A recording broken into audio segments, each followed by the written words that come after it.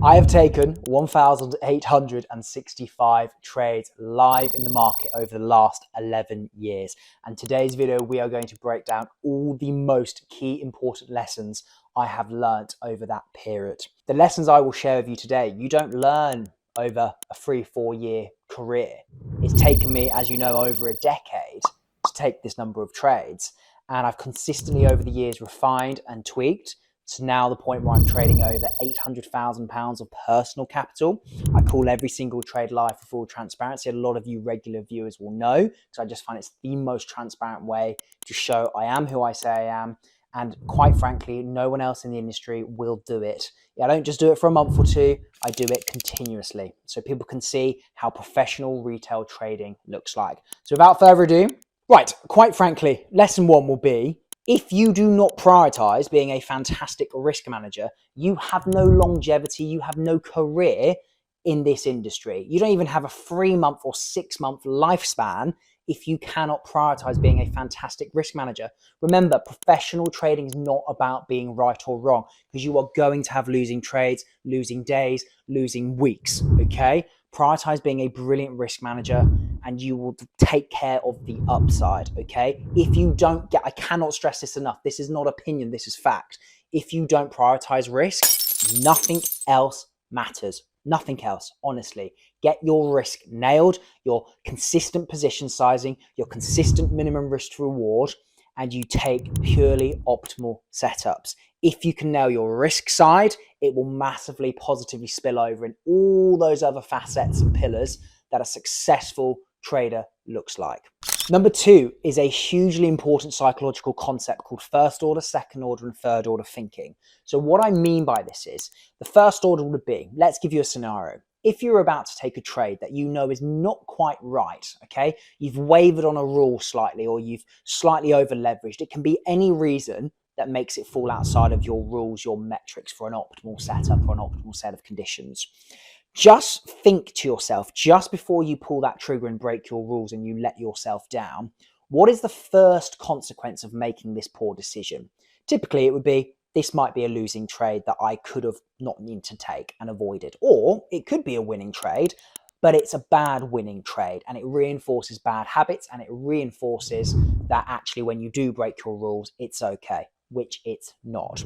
The second order to this is, well, if you took that same decision making, that same trade, that same negligence, what would your performance and P&L look like over even just 25 more trades or 50 more trades taking that type of decision? Again, it wouldn't look good, okay?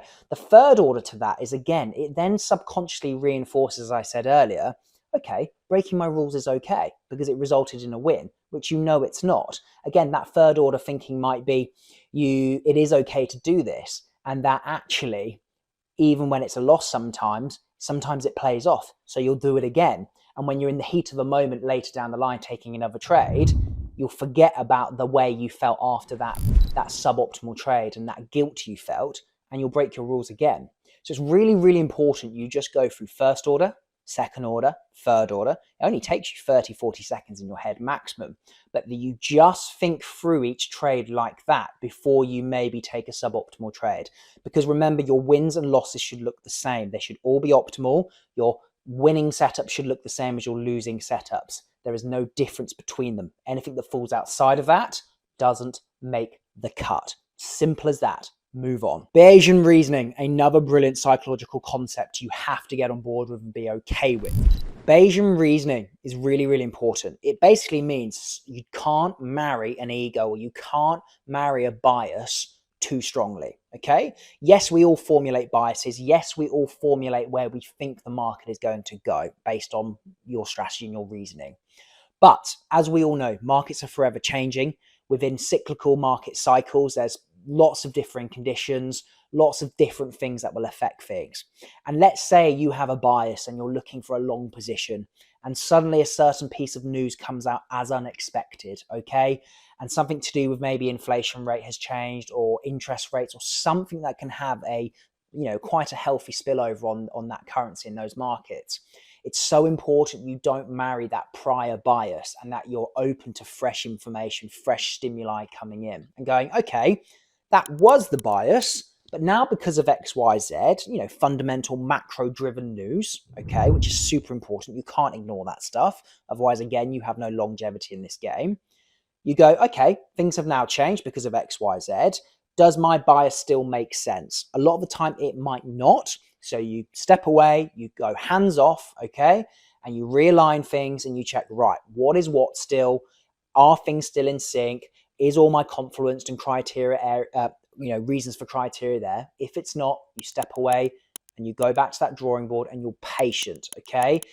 Too many traders will marry, it's because of ego, it's greed, it's money, money, money driven, okay? And unfortunately, you can't be like that. So you've got to not marry those ideas too much and marry that ego too much, because ego will be one of the biggest single killers in your trading career. So you've got to be open to fresh information, and you've got to be open to being wrong a lot of the time. Being a great loser in trading is a really healthy skill, trust me. And being okay with being a loser or having losing trades in trading, that's a beautiful skill, because if you can master that, the upside looks incredibly healthy. The next lesson would be is you've got to start taking trading a hell of a lot more seriously. What I mean by this is the barrier to trading and entering a prop firm account, a brokerage account is so low. It's so easy. The ease of access is ridiculously easy. And so many people get lured into this false sense of security, which is partly their own fault, but also the way social media is and the nightmare and all that fraudulent scamming that goes on. People think it's really easy to make money, and it's not. Trading is a very, very difficult skill, and you need to show it the utmost of respect. And by doing that, and how do you show the utmost respect? You do the hard work. So you don't just journal. So many of you don't even journal, which is ridiculous, but you journal in incredible detail, okay? You look at and you reflect back on performance. You reflect on your mistakes. You reflect on what's gone well. You reflect on what's not gone so well. So even now, as I'm over 11 years in now, I still back test. Obviously, I still have a brilliant journal. I still journal to this day. Sometimes people get a little bit miffed about that. And I go, well, of course I still do. Markets are forever changing. I need to stay on top of things and stay ahead of things. Otherwise, I'm at risk of edge decay, where my edge starts eroding. So even now, I still work as hard as ever, and I keep on top of things. And that's why I'm able to string month after month after month after month of profitable months back to back, because of this sheer discipline and hard work still. So if you're still thinking trading could be quite easy and you're still thinking it's really easy to make it, your mindset is all wrong. And it's most likely, if you have that same mindset, you're someone that still gets affected by wins and losses. You have a very emotional attachment to them. You've got to come away from that line of thinking. It's incredibly dangerous. And that leads me nicely onto my next point. Please do not measure your success in trading when you are in your first 1, 2, 3, 4, 5 years and you're getting to that profitable stage. Please do not measure your success based off win rate. You can't control your win rate. What you can control, you need to focus on. So you need to focus on the parameters you can control. So this goes back to point 1 about being a brilliant risk manager. Your win rate will fluctuate. And quite frankly, you could have an amazing win rate of 85, 90, 95%, okay? And you could still lose every month, okay? You can still lose prop firm accounts. You seriously can, okay? If you don't have your risk management in check. Seriously, you can. And again, that's not opinion, that is fact. You can't control your win rate, but what you can control is, as I mentioned earlier, things like minimum risk to reward of each trade. What you can control is consistent, disciplined position sizing and more, okay?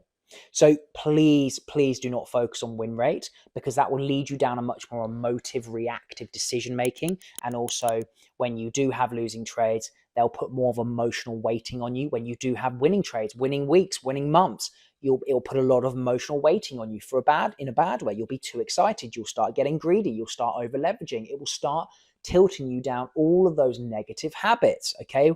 So please don't focus on that. Focus on the things you can control. Okay. Focus on your risk. Focus on thinking in probabilities. Okay. Focus on being a brilliant executor, a brilliant operator of your system, and just focusing on that. Okay. It's so important. The next lesson, and this is always a controversial one, but I've been around for a long time now. Okay. I've done the prop side. I've done the live account side. Okay. I'm in a really good, healthy position to be able to say this, because I've done both. Lower time frames will always keep you stuck. you'll never ever see massive longevity. There will be the odd select few of you that do, but that percentage will be tiny. I am talking tiny. The percentage for success in trading is small enough, okay, or it's hard enough.